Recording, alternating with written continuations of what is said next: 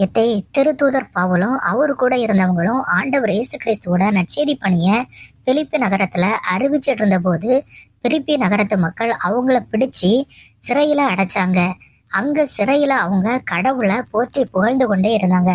அப்போ திடீரென பெரிய நிலநடுக்கம் ஏற்பட்டு அவங்களோட சங்கிலிகளும் அந்த சிறையில இருந்த கைதிகளோட சங்கிலிகளும் கலந்து விழுந்துருச்சு.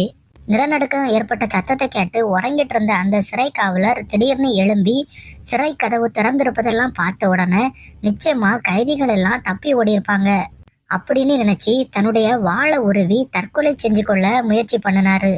இதை பார்த்த திருத்தூதர் பவுல் சத்தம் போட்டு, நீங்க உங்களுக்கு எந்த தீங்கும் செஞ்சுக்காதுங்க, நாங்க எல்லாருமே இங்கதான் இருக்கோம், நாங்க யாருமே தப்பிச்சு போகல அப்படின்னு சொன்னாரு.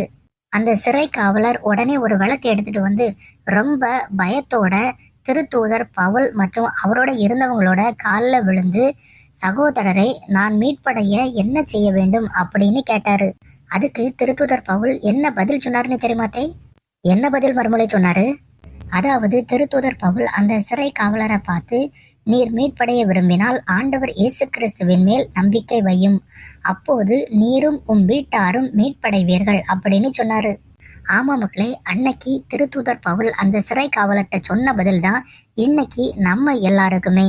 ஆண்டவராகிய இயேசு கிறிஸ்துவின் மேல யாரெல்லாம் நம்பிக்கை வைக்கிறாங்களோ அவங்களும் அவங்க வீட்டார் அனைவருமே பாவத்திலிருந்து தீமைகளிலிருந்து மீட்கப்பட்டு நிலையான வாழ்வுக்குள்ள போவதற்கு தகுதி பெறுவாங்க அப்படிங்கிறது இந்த நிகழ்வுல இருந்து தெளிவாகிறது.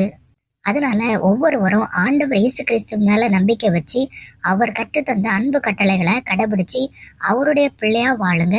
அதன் மூலமா தந்தையாம் கடவுள் ஆண்டவர் இயேசு கிறிஸ்து வழியா அனைத்து உலக மக்களுக்கும் ஏற்பாடு செஞ்சிருக்கக்கூடிய நிலை வாழ்க்கையை உரிமையாக்கி கொள்ளுங்க.